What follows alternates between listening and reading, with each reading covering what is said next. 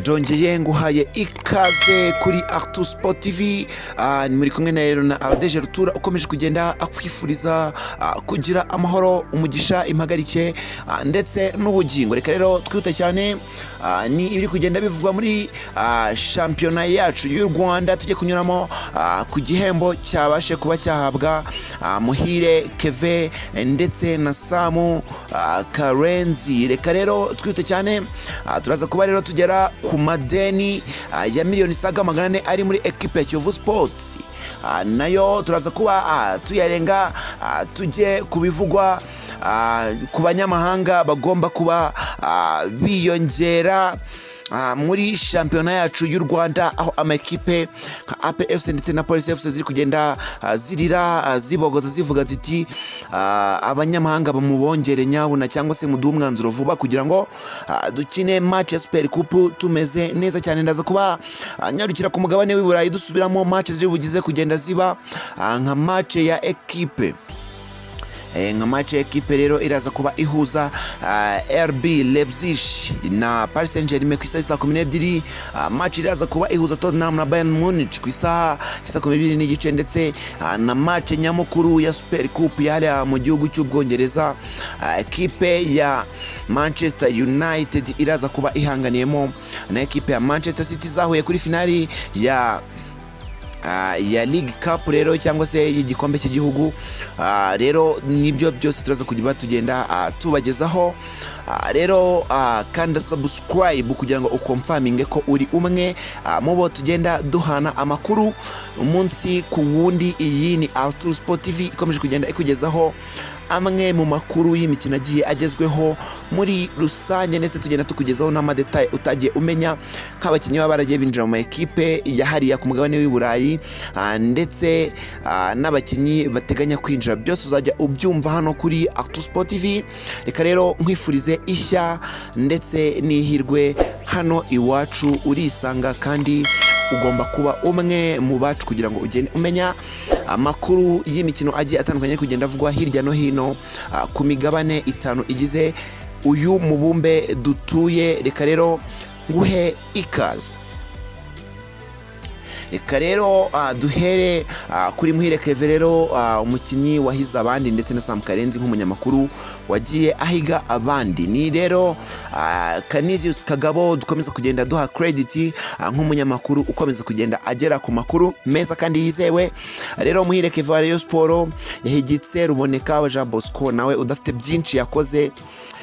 Twavuga ko ari umukinnyi utamenye ibyo yarimo. Na Ani Elijah wa Police FC rero wavuye muri equipe ya Bugesera FC yahawe rero igihembo rero nk'umukinnyi witwaye abandi mu mwaka 2023 ndetse 2024. Ni igihembo rero byatanzwe kuri uyu wa gatandatu kuri wa gatanu tariki ya 9 Kanama 2024 ku bufatanye na Gorilla Games na shampiyona y'icyiciro cya mbere mu Rwanda Premier League.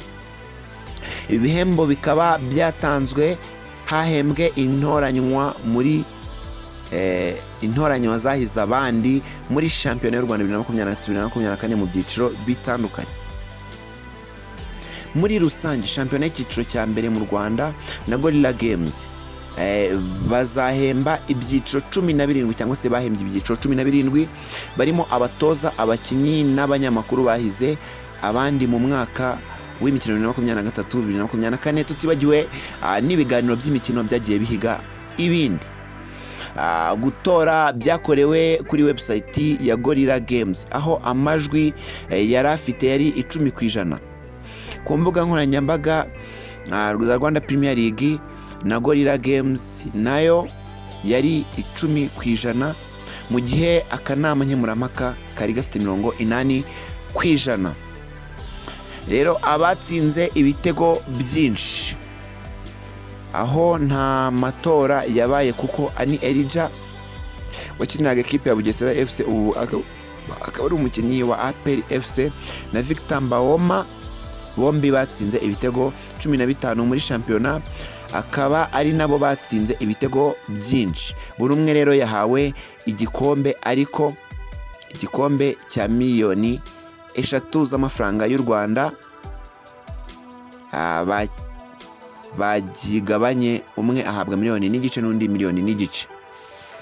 Umutoza rero w'umwaka yari Froger wa APR wegukanye shampiyona adatsinzwe, niwe wagitwaye ahigitse rero Sostene Lumumba wa Musanze FC na Famia Lofty wa Mukura Victory Club. Umukinnyi w'umwaka yari Jean Bosco Ruboneka Ani Elija wa Bugesera FC cyangwa se wagiye muri Pulse FC, ndetse na Mwireke Keve wa Rayon Sport wabaye umukinnyi w'umwaka. Rero umunyezamu w'umwaka yari Pavel Nzira wa APR wegukanye iki gihembo ahigitse Nicolas Seboato na wa Mukura Nanze Rwanda Jihad wa Kiyovu Sport. Umukinnyi mwiza ukiri muto harebwe abari munsi y'imyaka 21. Iki gihembo cyegukanywe na Eri Iradukunda wa Mukura Victory Sport cyangwa se Eri 3, wari uhanganye rero na Pascal Iradukunda wa equipe ya Rayon Sport, ndetse na Daniel Muhoza wa 2006 wa Etoile de l'Est. Igitego rero cy'umwaka Arsene Tuyisenge Tuguma wa PRFC wakiniraga equipe ya Rayon Sport yatsinze Muhazi United, nicyo cyegukanye igihembo. Yahigitse igitego cya Muhoza Daniel wa Etoile de l'Est, yatsinze ahatanye na Marine cyangwa se versus Marine, nicya Ishimwe Jarene wa PRFC yatsinze Jarene kuri match yahaje ya PRFC rero yatsinze akinyemo na equipe ya Mali. Hatowe n'ikipe y'umwaka itoranywa intoranywa rero za shampiyona 2023-2024 arizo umunyezamu Pavel Nzira, bamyugariro Kubwimana Cedric wakiniraga equipe ya Mukura werekeye muri Muhazi United, Ishimwe Christian wakiniraga equipe ya PRFC werekeje muri Police FC, ariko ubu ngubu yagiye muri equipe muri Morocco. Niyo makuru dufite. Ninjye na Clement wa PRFC na Shafik Bakiki wa Musanze FC. Abakina hagati hari Ruboneka Jean Bosco, Muhire Keve wa Rayon Sport, Rukundo Abdulrahimani wakinaga equipe ya Magaju muri werekeje muri equipe ya Rayon Sport, na Muhajiri Hakizimana wa Police FC. Mu gihe barutayizamu bari Ani Elaja wo bita Ani Elaja wa Bugesera FC werekeje muri Police FC, na Victor Mbawoma wa APR. Igihembo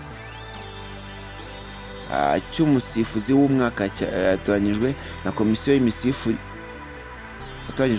y'imisifurire ishyirahamwe ry'umupira w'amaguru mu Rwanda Ferwafa, cyegukanwe n'umusifuzi mpuzamahanga Ruzindana Nsoro. Umunyamakuru rero w'umwaka w'umugabo uri mu ibara ry'umukara rimwe,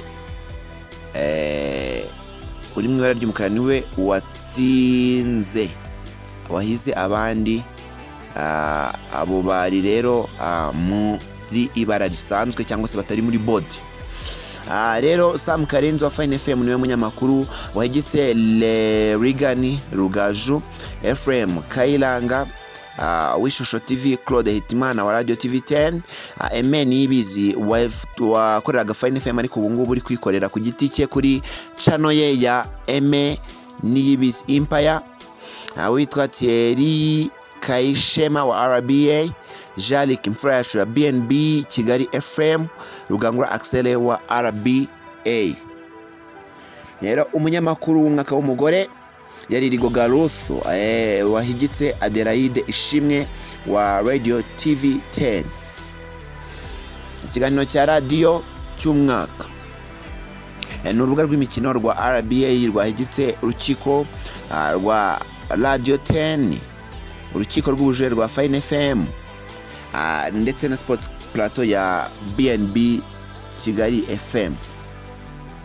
Ikiganiro cya televiziyo cy'umwaka cyari Kick Off RBA, Bench ya Sport, Zoom Sport, Radio TV 10. Ubwo Bench ya Sport ni Isibo TV na I Sport Ishusho TV. ikinyamakuru cyandika cy'umwaka ni igihe.com. Ni igihe.com rero.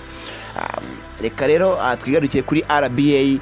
Ese RBA kuki ibiganiro byayo ari byo byatsinze kandi nayo yari yahostinze cyangwa se ariyo ihostinga shampiyona y'u Rwanda? Ibi ngibi bivuze iki? Bivuga ko ari byo biganiro byiza.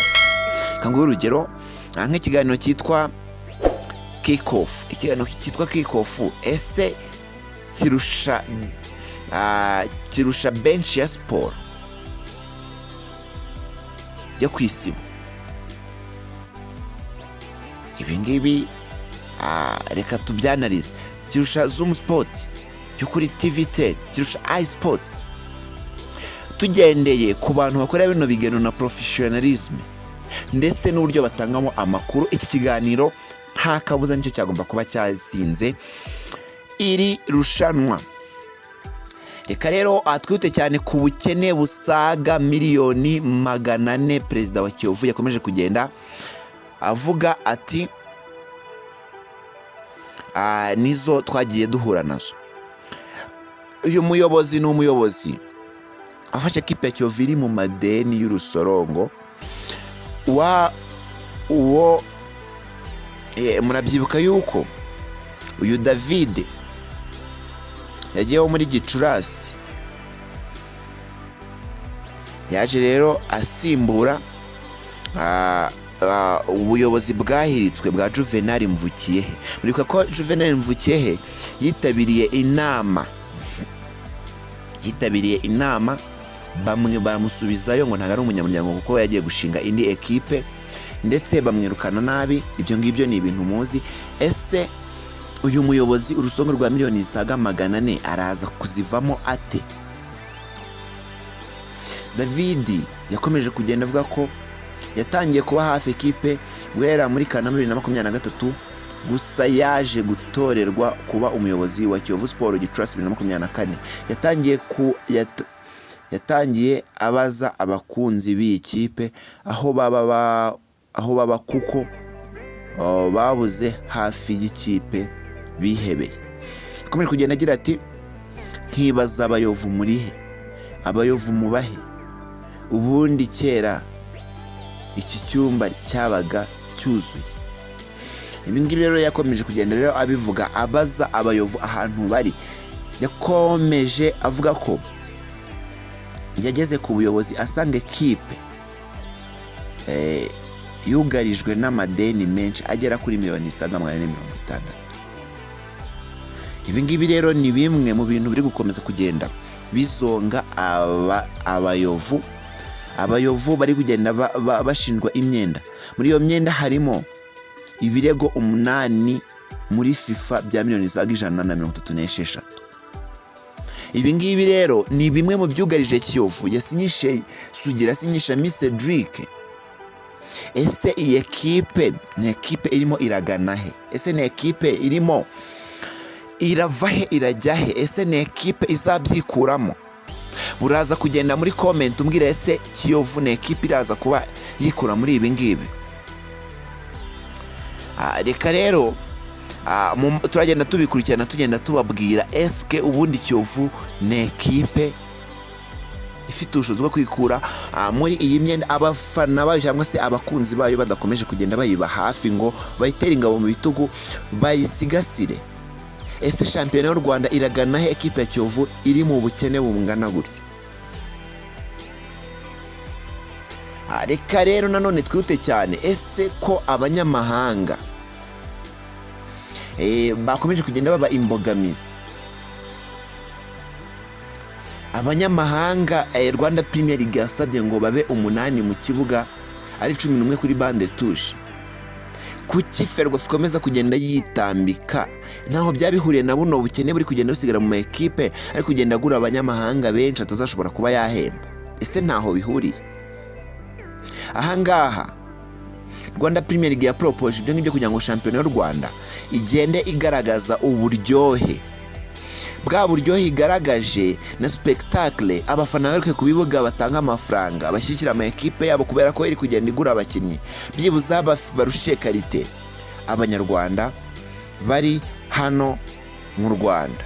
ibi ngibi bikaba ari bimwe mu bintu uri gukomeza kugenda bivugwa ko nubwo Ferwafa iri gutsimbarara ariko yo yananiwe kuba yazana umuterankunga n'umwe muri shampiyona y'u Rwanda, inanirwa kuba yatuma amakipe agira amafaranga, ndetse ikaba ari imwe mu biri kugenda byitambika mu mibereho y'amakipe.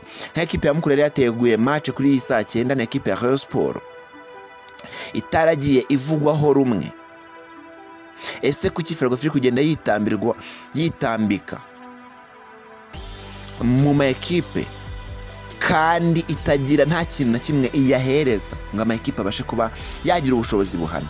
Ese ibi ngibi ntabwo ari byo biri kugenda biruzotingwa ngo Rwanda Premier League ubwayo imere nk'iyivumbuye, itanga abanyamahanga itumvikanye na Ferwafa ize ikontraduiza cyangwa se kuri negative side, cyangwa se ihakana ngo turemeza abanyamahanga 6, kandi Rwanda Premier League yakomeje kugenda isaba abanyamahanga 8 mu kibuga, bakaba ari 11 kuri bande touche. Aha ngaha se ikosa ikosa ni rya Rwanda Premier League, ikosa ni ry'ama ekipe, ikosa ni rya Ferwafa. Njya ngaha ikosa nishinunja Ferwafa, sindimo ndayirimiraho uburimira, ahubwo ndimo ndibaza yo ishinzwe kureba inyungu rusange z'umupira, ikaba nta baterankunga benshi izana muri shampiyona y'u Rwanda ngo babe bafurunisa cyangwa se bafanishinga shampiyona y'u Rwanda. Ferwafa yo n'uruhe ruhare igira mu iterambere ry'umupira? Ntarwo igira, ahubwo ishyiraho amategeko abangamira ama ekipe gusa, ariko ntiyite ku iterambere ryayo. Basi ngo ishyiraho ayo mategeko ariko iri nomo iranayafasha mu bundi buryo bw'ubushobozi. Mu gihe rero yivumburiye uburyo bwayo bwo gushaka amafaranga mu bakunzi bayo, nimba rukuzana abanyamahanga batyaye abakunzi bayo bakaza kubibuga. Ese Ferwafa irashyiraho amakipe y'u Rwanda, irashyiraho shampiyona y'u Rwanda, ni hahande equipe nationale nta competition irimo kuba y'Abanyarwanda babareze bajeye. Reka icyo ngicyo nkiveho nacyo kugira ngo ntaza kuba niteranya na bamwe mu bayobozi ba Ferwafa.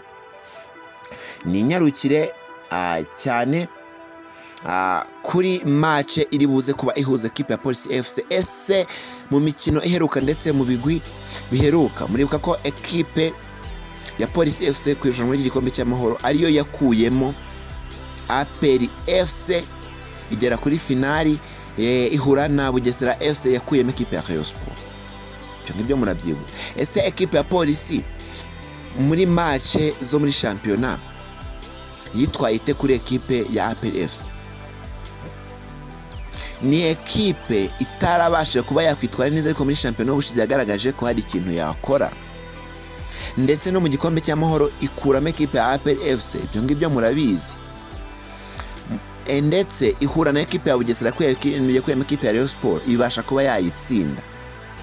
Ibi ngibi bivuze ko nubwo tutayiha inda ya bukuru nk'equipe itagira abafana, cyane ko aba Rayon Sport bivumbuye barakaye dushaka kutababona ku kibuga ari benshi, ariko ikintu ndi kugenda mbona ku kibuga nuko abafana bahari. Amakuru ndi kugenda mbona ku kibuga ino recording ndi ku kibuga, abafana barahari. Biravuga ko rero uko biri kose harimo abafana ba Rayon Sport biyakiriye, bagomba kuba baza kuba bafana equipe ya Police FC, dore ko bashinja ko ayo makipe nubwo aya makipe yabagambaniye ariko n'undi batafana equipe ya APR FC. Reka ninyarukire kuri match ziri buze kuba ziba nka match ya Leipzig na PSG iraza kuba saa 12. Ni equipe ya Paris Saint-Germain yashoye miliyoni saga 101 n'ibice 7 z'amayero muri miliyoni 34 yashoye kuri Joao uwo bita William Paco wavuye muri Eintracht Frankfurt. Ni equipe ya PSG yaguze uwo bita Joao Neves waguzwe miliyoni saga 50 n'ibice 6 z'amayero, yavuye muri equipe ya Benfica. N'uwo bita Batvi Safonov yavuye muri equipe yitwa Krasnodar kuri miliyoni 16. Naho equipe rero ya Paris Saint-Germain yashoye miliyoni saga 101 z'amayero. Equipe ya Leipzig ni equipe yashoye miliyoni 17 ku isoko n'abakinnyi babiri yaguze wo bita Martin van de Voort yavanye muri Genk hari mu Bubiligi kuri 8.5 n'uwo bita Asani Odraogo cyangwa se Odraogo wavanye muri Schalke 04 kuri 8.9. N'umukinnyi Xavi Simons yatiye muri Paris Saint-Germain araza kwa bahanganye. Rero ni 17.4 izi equipe zashoye. Ese wowe uraha inda ya bukuru iyi equipe? Nubwo tutagenda ibiva mu kino ariko prediction ni nuko equipe ya Paris Saint-Germain ishobora gutsinda ibitego 2-0 cyangwa se ibitego 3-1. Jewe nizo prediction nkurikije transfers n'abakinnyi b'amakipe asanzwe afite. Ariko nanone twibuka ko ari match ya gishuti ishobora kuba zanganya cyangwa se equipe ya Leipzig igatsinda, ariko amahirwe akomeye ari kuri PSG. Tukudugende kuri 100,000 yashoye ku isoko ry'igura n'igurisha, mu gihe equipe ya Leipzig yasoye 17,000,000. Reka tujye kuri match iraza kubihuza na Tottenham na Bayern Munich. Nkunyuriyemo abakinnyi wo bita Ashley Gray yaguze 25,000,000 muri Leeds United. Aho ni ku ruhande rwa Tottenham. Ye Lucas Bergvall waguzwe muri Djurgården 8,5 z'amayero. Ni Timo Werner wakomeje kugenda atizwa ni 33.5 equipe ya Tottenham yashoye ziraba zihanganye na 125,5 equipe ya Bayern Munich imaze gushora. Ni Michael Olise 45,000 wavuye muri Crystal Palace. Ni Joao Parinya umunya Portugal wavuye muri equipe ya Fulham waguze 42,000. Wo bita Horiki Ito wavuye muri Stuttgart waguze 25,3. Wo bita Brian Zaragoza wavuye muri Granada kuri 12,9. Rero inda ya bukuru uko byagenda kose iri kuri Bayern Munich, kuko ni equipe yagaragaje ko yagerageje kwiyubaka. Yaguze abakinnyi nka Michael Olise, muramuzi ni umukinnyi mwiza cyane muri iriya equipe ya Crystal Palace. Yari umwe mu bakinnyi bagiye bagora mu equipe atandukanye. Joao Parinya mwagiye mumubona muri Ero, ni umukinnyi mwiza cyane.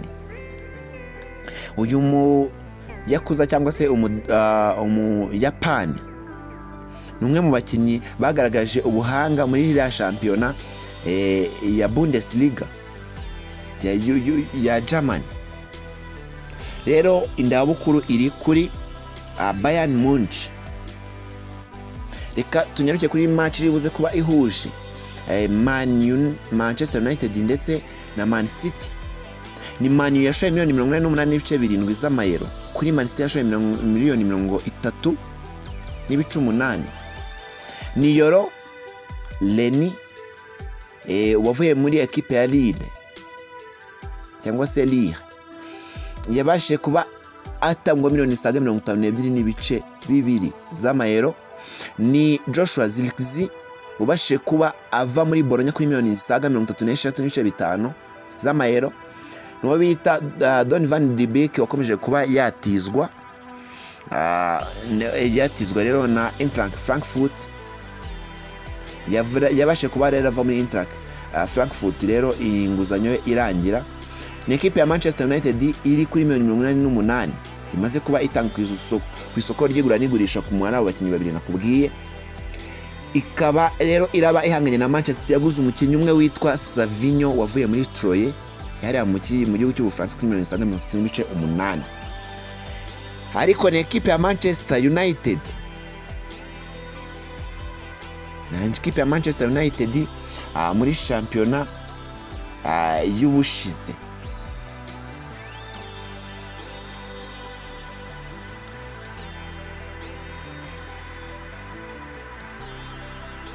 ni equipe ya Manchester United yabashe kuba iba equipe yabashe kuba rero iza ku isoza ari equipe ya 8 muri shampiyona y'Ubwongereza n'amanota yayo 60. Ni equipe yabashe kubitsindwa match 14 inganye 6, itsinda match 18.